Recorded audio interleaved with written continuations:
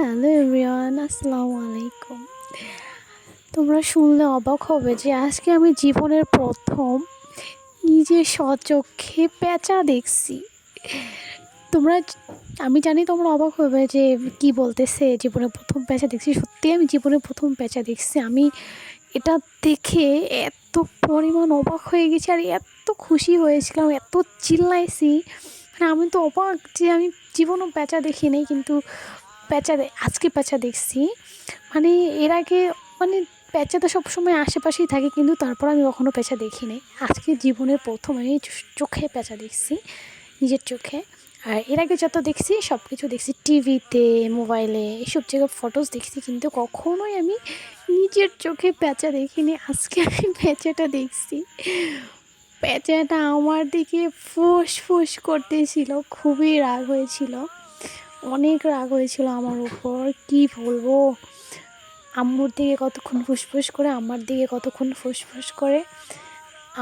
আমি সারাক্ষণ ওর দিকে তাকায় আসছিলাম। আমার এত ভালো লাগছিল ওকে।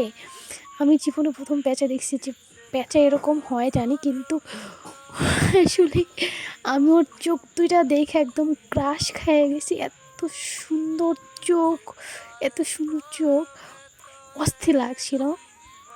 বিড়ালের মতো দেখায় একদম। আমার একটা আঙ্কেল আছে, আমাকে খুব ভালোবাসে। তিনি তার বাসায় মানে উপরে দোতলায় একটা এরকম পেঁচা পেয়েছে। এই পেঁচাটাকে পেয়েছে, পাওয়ার পরে উনি কী করছে, উনি আমার কথা মনে করছে যে আমার মেয়েটা তো দেখে নাই, আমি ওকে দেখাই আনি।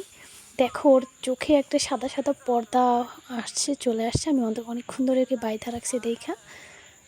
তো উনি আমাকে দিয়ে গেছে এটা, মানে দিয়ে যে গেছে, মানে আমি দেখি নাই দেখে আমাকে খুশি করার জন্য উনি আমাকে দেখাইতে নিয়ে আসছে।